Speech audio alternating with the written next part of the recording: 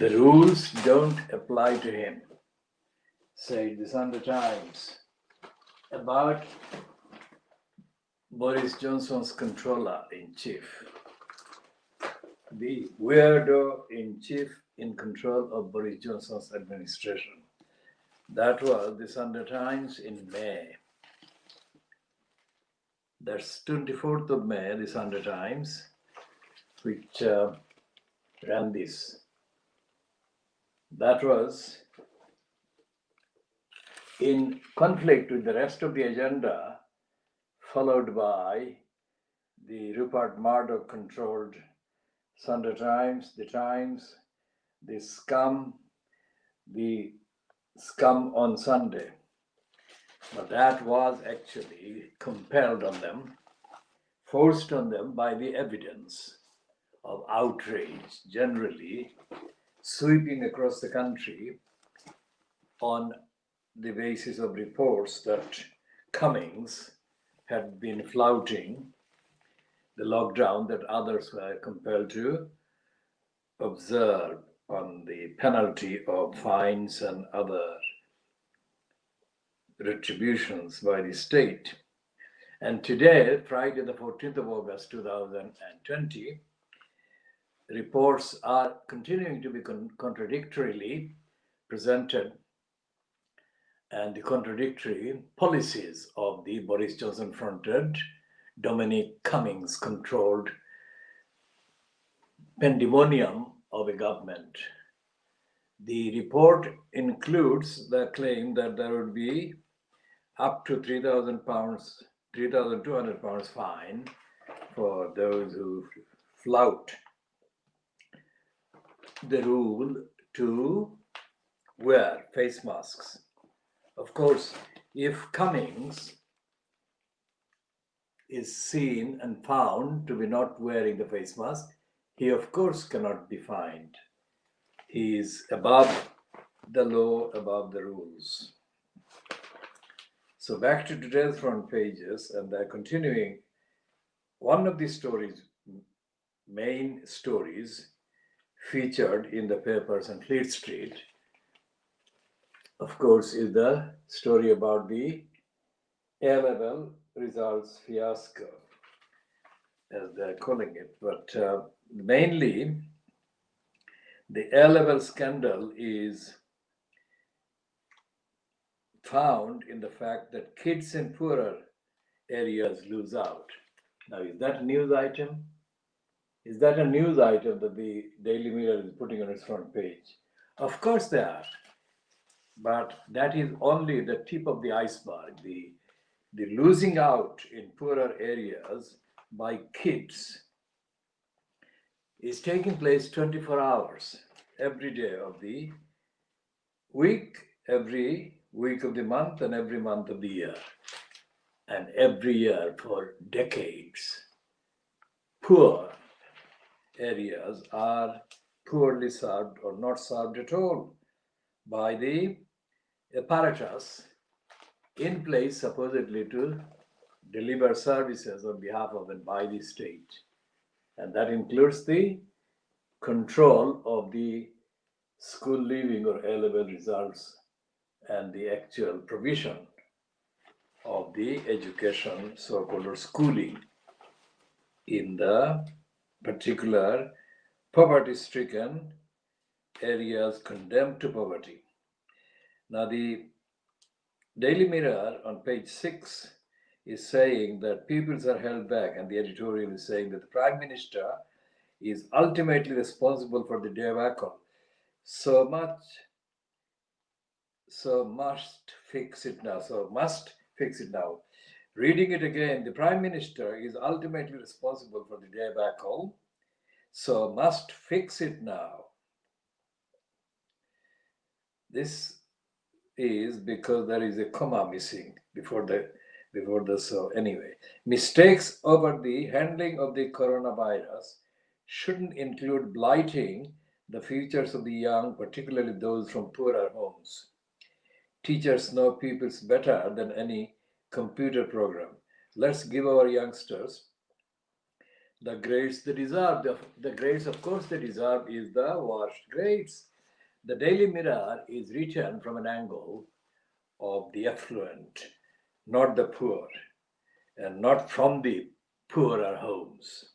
So the Daily Mirror is a corrupt, absolutely in denial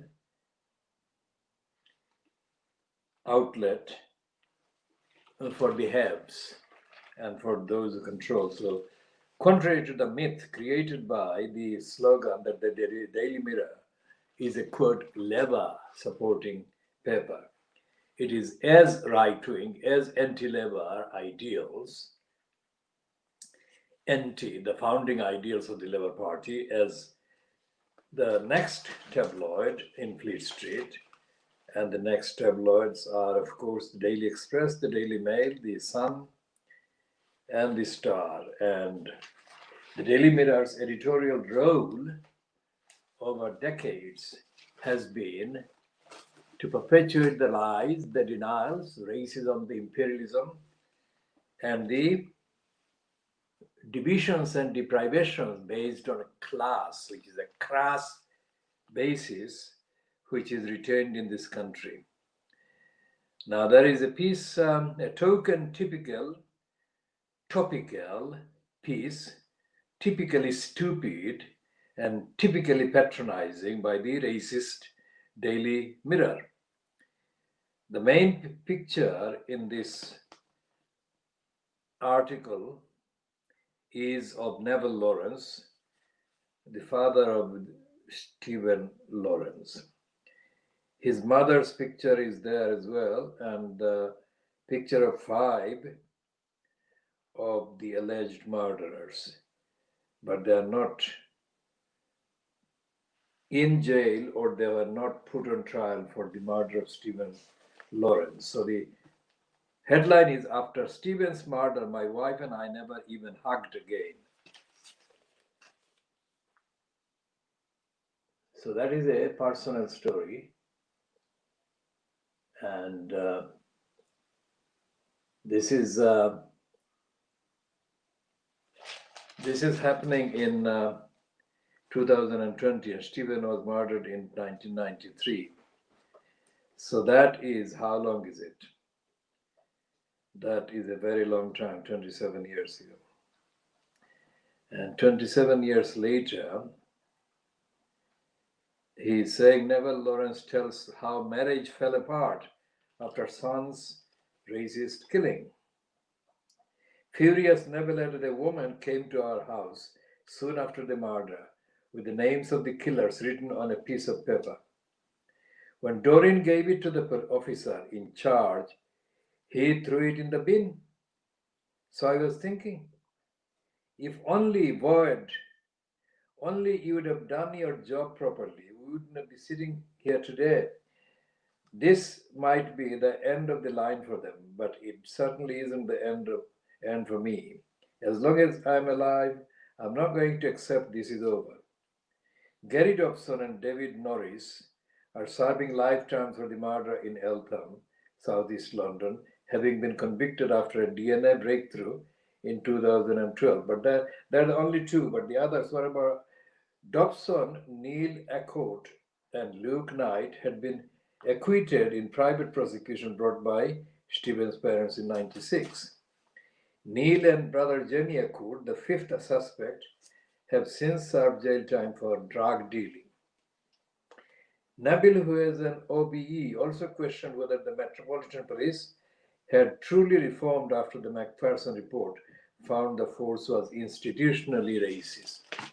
Again, as I have said from the word go, when they introduced the racist phrase, institutionally racist, it is absolutely a racist device.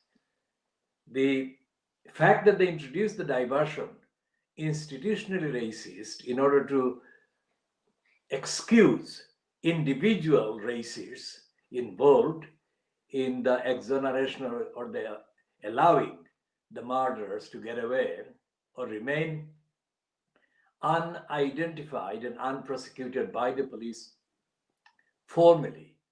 That excuse, institutional racist, was a device and has been used as a device and has been made part of the racist institutionalization of the racist language of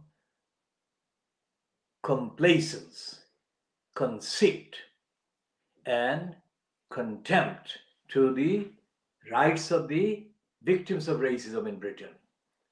And what is happening here in this piece by Daily Mirror featuring Neville Lawrence, Stephen Lawrence's father, is vindicating what I have said from the beginning against the entirety of the British mainstream media as well as the mainstream so-called politicos and commentators and others apparently concerned about racism.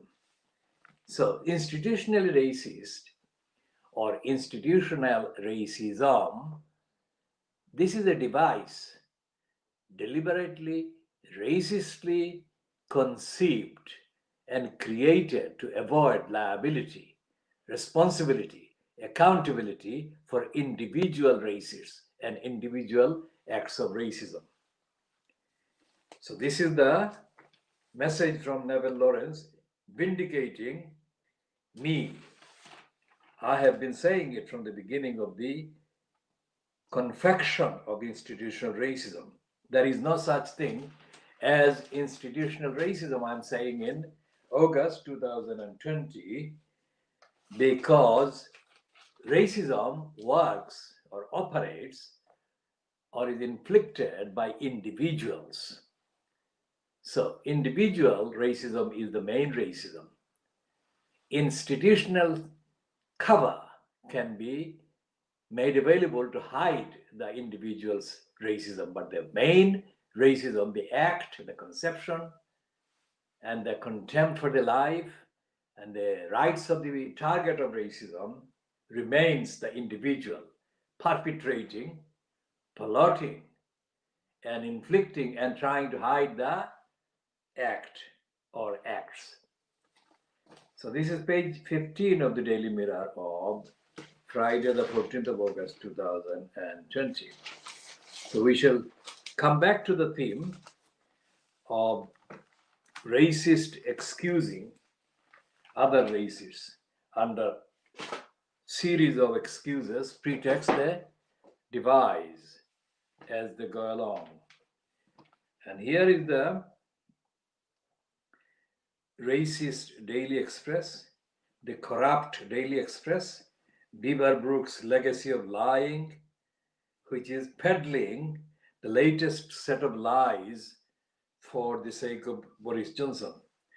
It portrays Johnson as cracking down hard in desperate bid to avoid second virus spike. Boris Johnson is in only desperate bid about keeping his career going, not to avoid the second virus spike, because he has been centrally involved in operating the policy and the frontage of the government that has put in place the herd immunity long before the herd immunity hit the targets, the poor, the so-called BAME people, the people in care homes, and even health service workers who are from the Muslim, African, Asian backgrounds. So the daily Beaverbrook Lies Express is giving a positive gloss for Boris Johnson again.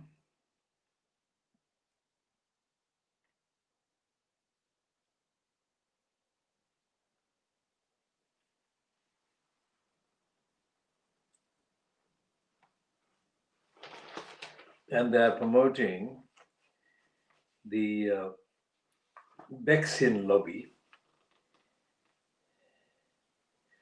And the whole thing is full of plug for Boris Johnson as a person, as the confident leader.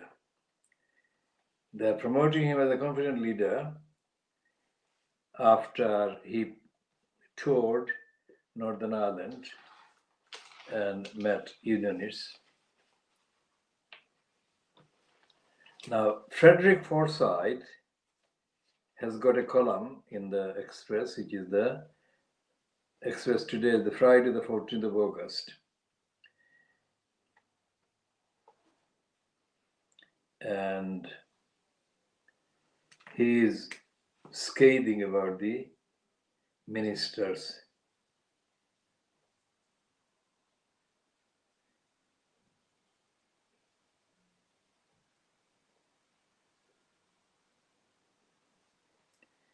Who betrayed the patriots and their agents in Afghanistan. He is supporting the war on the Afghans, Frederick Forsyth. That is his normal stance. He made an exception by even mentioning Shamima Begum in a positive way. But that could be a strategic PR spin for himself. And there is nothing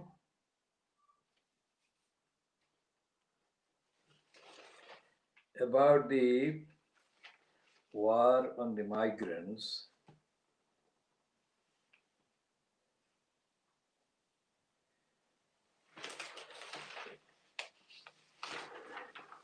that they had been fighting.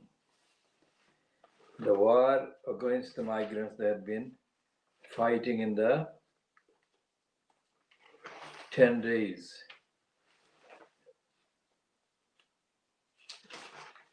After the weekend.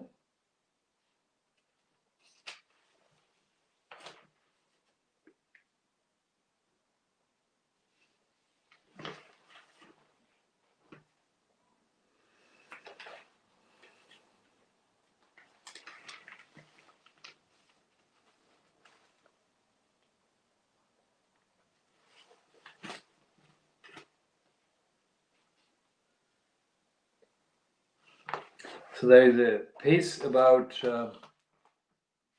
cruelty to cats and dogs that I shall not read. Now, here is the Daily Star, which is running the front page of the Friday edition and is talking about Boris Johnson and the so-called schools minister as a pair of A-grade idiots. This is the correct, spot-on headline for the latest pandemonium by Boris-fronted regime. This pandemonium affecting mostly the poor homes and the poverty-stricken homes whose children have been affected by the negative downgrading of their results by the English so-called exam system, which is controlled by the affluent, the rich, and the looters and the robbers at the expense of the poor. And the Daily Star is not bothering about the rail disaster that took place in Scotland, except in a token way. And there is nothing about the causes of poverty, there is nothing about housing, there is nothing about any of the basic day-to-day denials and deprivations ordinary Britons and English people suffer. So this is the week ending, the week that witnessed the war on the image of the migrants. And that war would suggest to people from the Mars, visitors from the Mars or outer space, that normally the ordinary resident in England person is looked after, cared for, taken care of by the state that unleashed the war of hatred against 20 or 30 people in a dinghy or two dinghies at a time trying to cross the channel into England, escaping famine, war, devastation, and genocide, created and perpetrated and perpetuated by the active collusion of the very government fronted by Boris Johnson that was in power, fronted by his two predecessors, Theresa May and David, the racist moron, Cameron. Cameron sounds very much like moron. Cameron, Cameron. So David Cameron unleashed his own war on Muslims and the poor in February 2011, months after he was given the power by Gordon Brown's stupidity in May 2010. So David Cameron arrived at Toynbee Hall in the Commercial Street, London E1, in February 2011, and he inaugurated his campaign against the poor, against the Muslims, from that platform. Now, people say that John Profumo, who was forced to resign after he was caught in compromising activities with the victim of their exploitative, greedy culture, Christine Keeler. And Profumo was then given the platform of the Toynbee Hall to rehabilitate himself and be mentioned occasionally and in the officially approved chronicles for the rich and the corrupt and the powerful, that he was saving the East End from Toynbee Hall. We never met Profumo in Toynbee Hall, and our movement has spent all the decades before Profumo died in and around Toynbee Hall defending the community. We never ever saw Profumo. We never ever came across anyone in Toynbee Hall or in the surroundings of Toynbee Hall who even knew or heard of John Profumo. So this is the kind of lying image remotely constructed for decades. And Fleet Street, the daily newspapers of Fleet Street, so-called the English language, English-centric newspapers, have been dishing out the serial myths constructed for the racists in power and the class deniers of rights of the poor in power for decades, if not for centuries. Of course, Fleet Street or the so-called British newspapers have been around for about 200 years now. So all these 200 years, the role of the papers has been to suppress the truth, suppress from mostly white people, quote, indigenous British people, British citizens, British nationals. They have been told lies by Fleet Street, from Fleet Street, or from the newspapers that became known as collectively as Fleet Street. So the lying by the BBC in its so-called world disservice about the British press must be taken in the context of the role of these papers, the contents of these papers, as couriers, as containers, as vehicles of lies.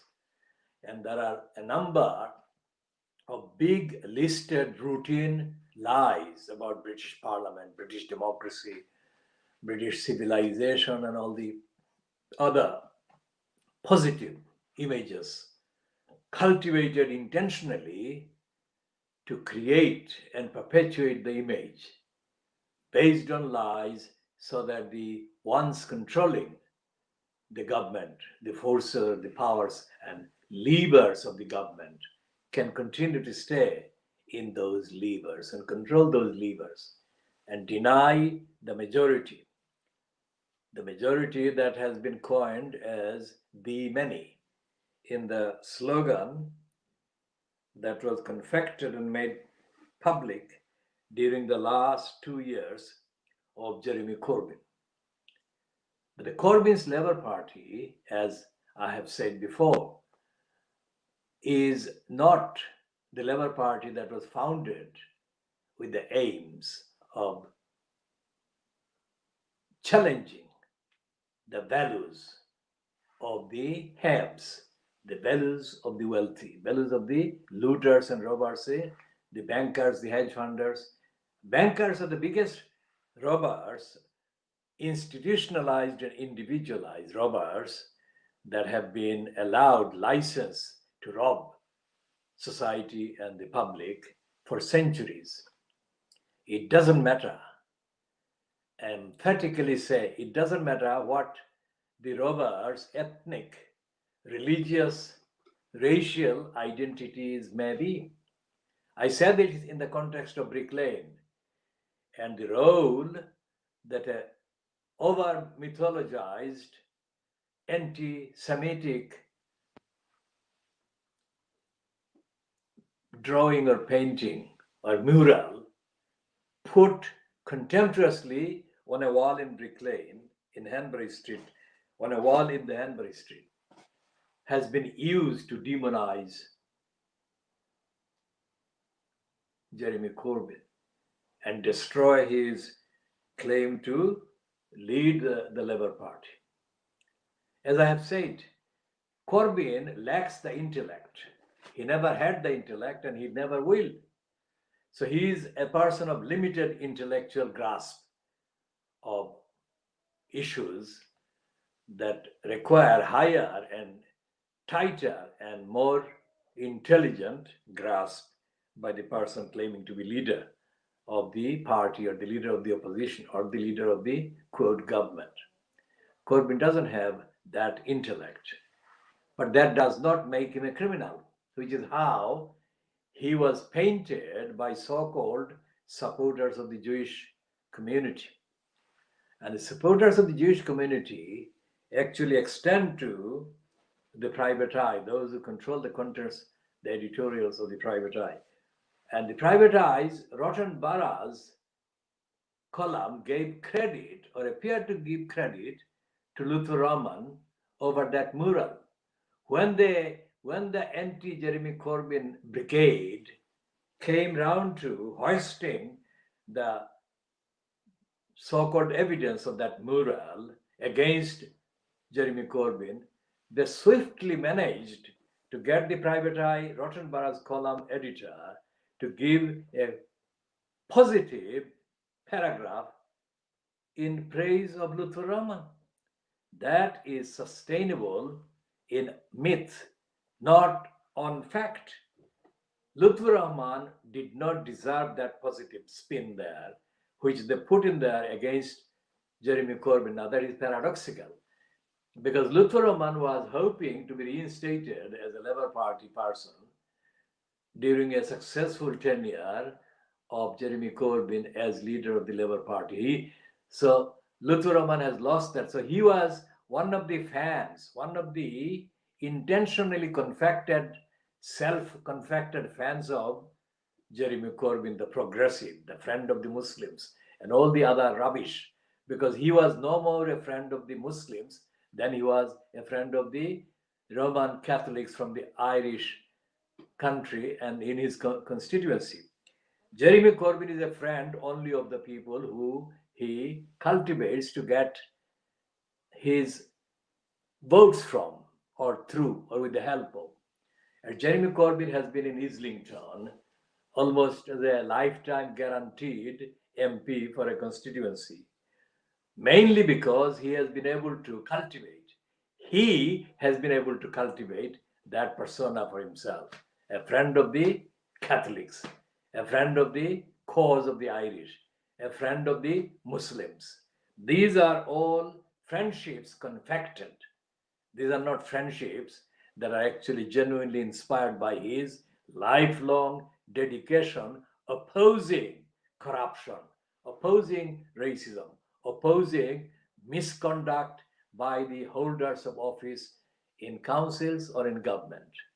So that is something that I am saying exclusively, not for the first time, but this is my thesis based on the evidence.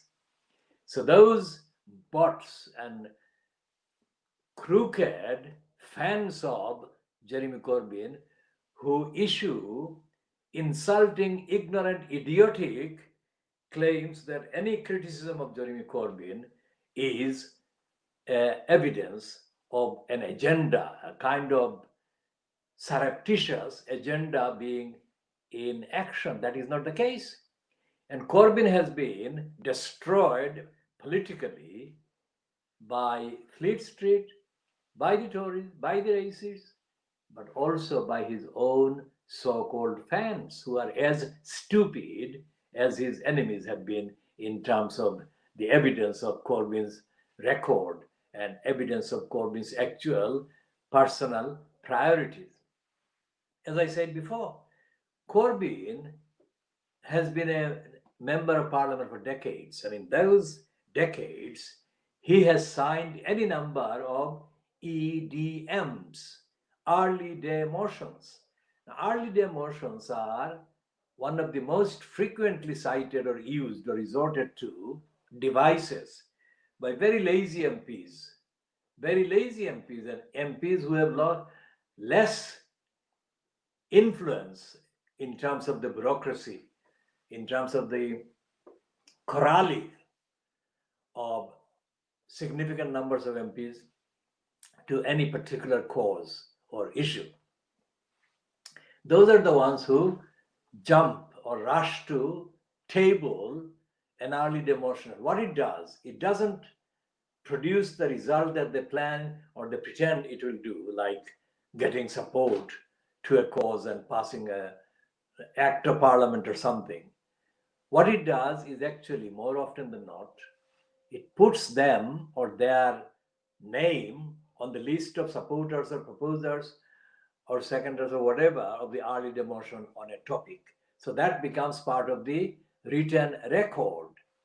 Apart from that, there is no real significance of the early demotions in real life. And Corbyn, even the early demotions that he has been associated with show that he is really artificial when it comes to the need to show grasp of the particular issue. In the case of Tower Hamlets, where the then housing minister, a predecessor of Robert Jenrick, the bribed minister by the porn billionaire, Dirty Richard Desmond. Eric the Pickles, we call him the Pickles. Eric Pickles was in place as the minister at the time that the series of reports against Lutfur Rahman were published. Those were late months in 2014. And in a statement that the Pickles staged, obviously it was a well-rehearsed and extensively prepared for spiel. And he issued the spiel, mouthed it, staged it in the House of Commons on the 4th of November 2014. And in that spiel, Eric the Pickles, who is a liar, lied. And that was not a surprise. But when he compared in that script Lutfur Rahman as a medieval monarch, it could not be more ridiculous. Lutfur Rahman comes from a background where he never would imagine himself to be a monarch, medieval or modern, or any other era. And people who know the community in Tower Hamlets, and people who know, even some of them know the backgrounds of many people coming from Bangladesh to Britain, even during the period before it became Bangladesh, know that Lutfur Rahman could never imagine himself to be a monarch, and he didn't. What Lutfur Rahman did was actually abuse, which is credibly, evidentially supportable on the record, abuse the post that itself was corrupt. He corruptly abused the corrupt post of elected mayor in Tower Hamlets. So Eric the Pickles said that Lutfur Rahman was a medieval monarch. He was not interested in being a monarch.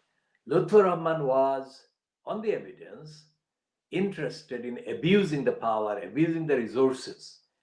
And I have said this many times, and I'll update this on this context in this particular edition.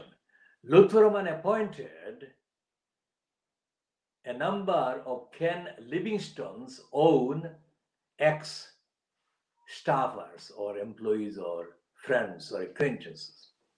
These people, none of them had any known involvement in ordinary community Tower Hamlets. None of them had any known record of ordinary community interest anywhere in Tower Hamlets or in East London. So the Lutfur Rahman appointing those people on the face of it, on the evidence, on the face of it, prima facie, Latin, that showed that Lutfur Rahman was a puppet. Lutfur Rahman was a puppet of interests and forces that included Ken Livingstone. So not only was he not a medieval monarch, he was a modern day puppet and a stooge, which is exactly what I said would be one of the consequences if the then move to have a yes outcome in the referendum in 2010 went ahead and in favor of the yes campaign. That would be one of the consequences, that the community would be lumbered with an incumbent who would corrupt Tower Hamlets Council even more than it already had been. And it became so corrupt. For 4 years, I had direct reason, empirical reason, evidence to have to contract the Tower Hamlets Council while Lutfur Rahman was in place. And I had reason based on the lots and lots of evidence, facts, incidents of corruption and criminality being done through the Tower Hamlets Council, by the Tower Hamlets Council, on behalf and alleged behalf of Tower Hamlets Council, all of which combine to create the ground for Lutfur Rahman as the executive mayor to be asked to stop these criminality and crimes. For 4 years, Lutfur Rahman smiled. When he was face to face with me, accidentally, never planned, except on the 20th of September 2012, which he planned for a purpose, and I have mentioned this before, but I'll come to update it later. Lutfur Rahman smiled, and his lying peddlers and touts in action during those 4 years lied on his behalf. Whenever I put the evidence to him, or whenever I attempted to tell him the facts of what was going on, Lutfur Rahman smiled and lied, and Lutfur Rahman's stooges lied and he said and they said on his behalf that Lutfur Rahman respected me and he thought very highly of me and he thought I was the most able person in the UK Bangladeshi community in Tower Hamlets, and anything else that they could think of that he was saying in favor of me, my image. Whereas they were doing that while they were suppressing the ongoing lying and criminality and activities that I was opposed to and I was trying to get stopped by his legally, lawfully exercising the options that were available to him as the incumbent in that post. So the litany of lies were being done, perpetuated by Lutfur himself, by his stooges and touts of the time, and by the perpetrators in place operating the actual criminality in Tower Hamlets Council, through Tower Hamlets Council. Now, all of these things I was saying at the time to various people that this is what is going on. But they somehow didn't come across to me as they believed it. I think one of the reasons why they came across as not being convinced at the time was because there was no other person or party or source that was producing any evidence to resemble what I was saying and I was producing. But that was the period of 4 years, 2011 to 2015 up to the 23rd of April 2015 when Richard Morey, the election commissioner, ruled, and he ruled as an election commissioner who was treated as if he was a judge of a court.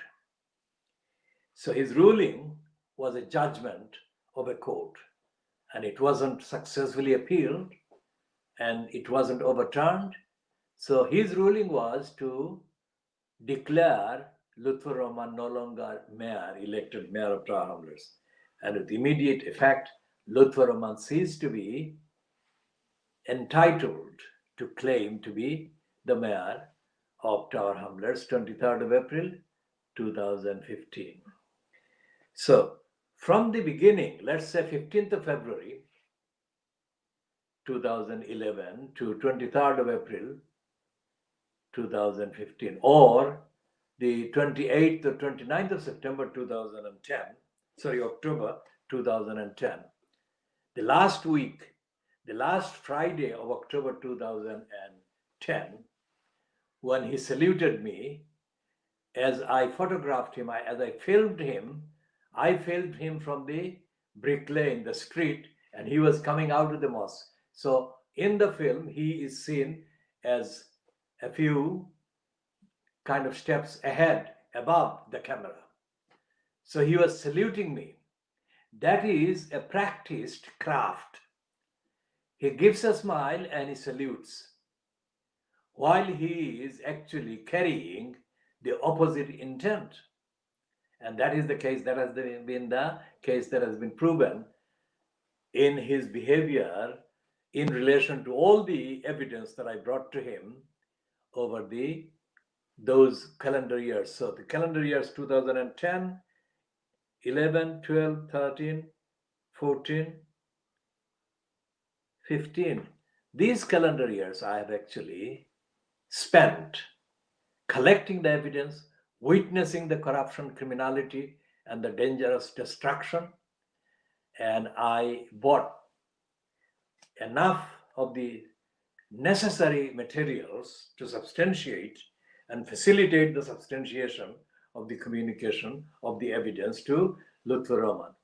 So from 2010 to the 23rd of April 2015, I produced daily, weekly, monthly evidence of wrongdoing, criminality in Tower Hamlets Council. And Lutfur Rahman smiled, and his touts and his promoters and his spinners lied for him in the face of this evidence. So I'm saying this on the video, and I'm asking those liars, all of them, including Luther Roman, why did they lie? What law did they follow, or did they care about the law? Why did they lie? And this is something that they have to answer, because they are lying at the denial, and Luther smiling continues to cause and add to the damages, cause damages and add to the damages done by the council and through the council against the interests of the local community of all backgrounds. And the imposition of the mayor post has been the biggest insult and denial of the community in Tower Hamlets in the East End of London. We shall be updating on that in due course. Now, the I newspaper on Friday the 14th of August on the front page is doing the weepy. The weepy that the Guardian is part of, the Daily Mirror is part of, the staged weepy. And they're saying that the Air A-level result fiasco must be reviewed. And that is it. And there is a piece from a politically whitened black boy called Stephen Bush. The politically whitened black boy, Stephen Bush, has been slotted into the same gallery of black-skinned whitened boys and girls by the racist powers and the racist commissioners. And he is saying really nothing new that his white sponsors would not say or agree with. I'm not going to read from his thing, but essentially, this edition of the I newspaper is full of absolute garbage. Why? Because they have never, ever the time or the interest or the inclination to publish the truth about the corruption that goes on in the school system, the examination system, the so-called qualifying, certifying authorities, bodies, groups, and Ofsted. We'll come to diagnosing the educational criminality in Britain in another edition or in editions that will follow. And there is this picture of Boris Johnson without any mask on his face. And it is about the chaos is the word they like, because they're all criminals. They don't want to call it crime, criminality, dishonesty. They say chaos, or they say shambles. These are words that are concealing of the truth about the criminality of the action that they're referring to. And the Sun, controlled by Murdoch, the main pornographer, billionaire of the world, it never wants to use a word anywhere near as truthful as would show Boris Johnson for what he is. He is the real villain against democracy and against society and safety of the community, but they would never. Because Johnson is one of the list of chosen dummies for the agenda of Rupert Murdoch. The next one is, of course, Michael Gove.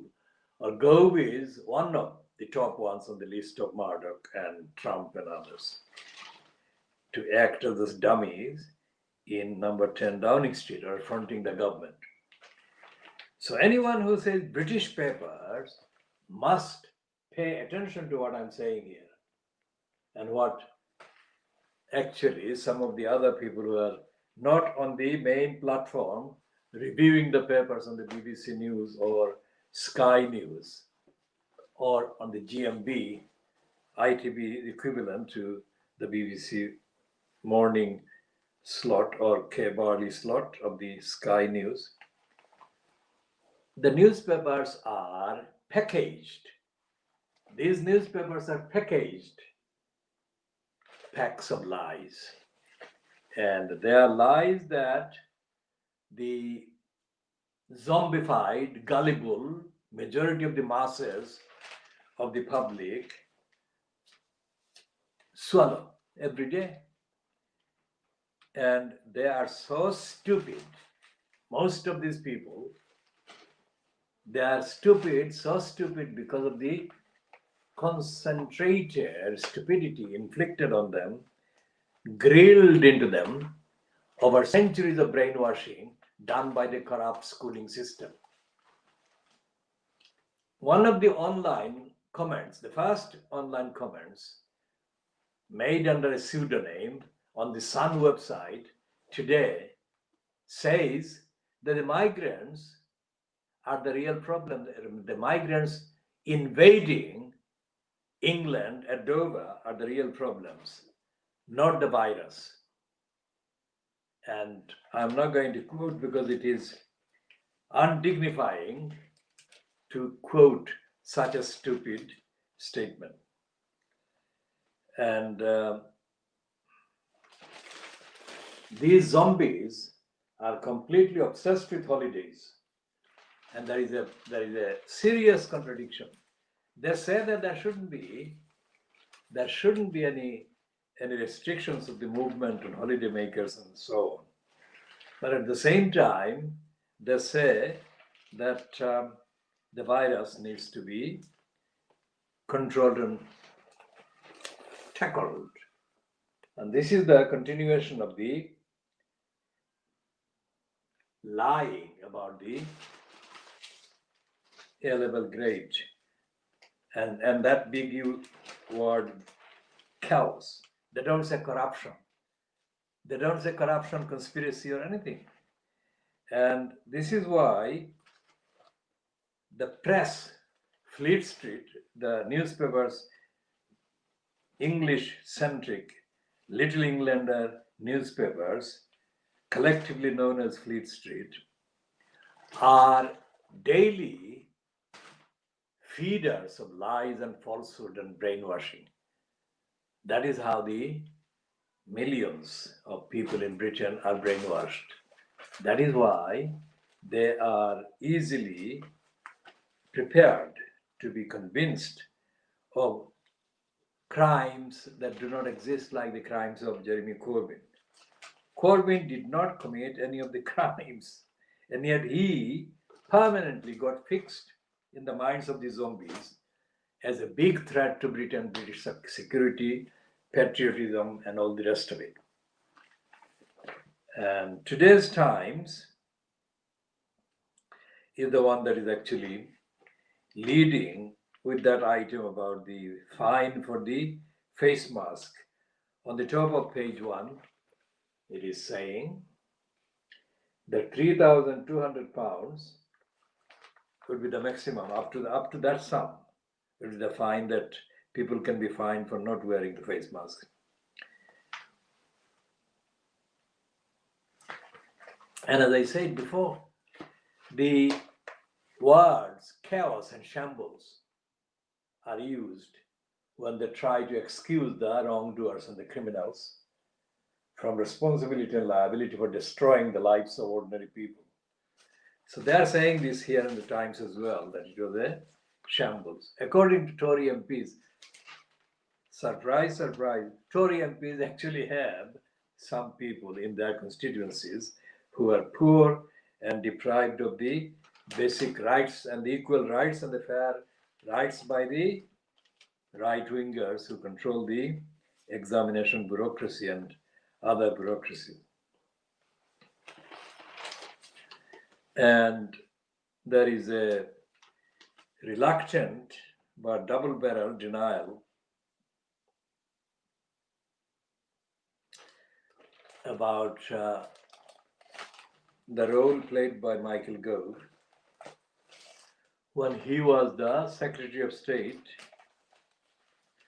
for destroying education in this country. We'll come to Gove, but here is the piece that the Times is running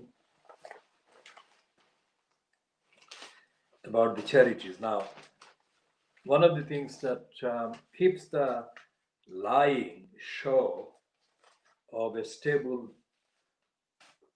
democracy on the road is the operation of a number of big name charities in this country. One is the RSPCA, and one is the NSPCC, and one is the Shelter, one is the Child Poverty Action Group, and a few others, and Citizens Advice Bureau. All of these, Age Concern, all of these are corrupt bureaucracies. Registered charities, big name, they're all, most of them are in receipt of millions of pounds in donations and in other contributions. And in each field, each of these charities is operating as a justifier of the criminality of the British main power blocks.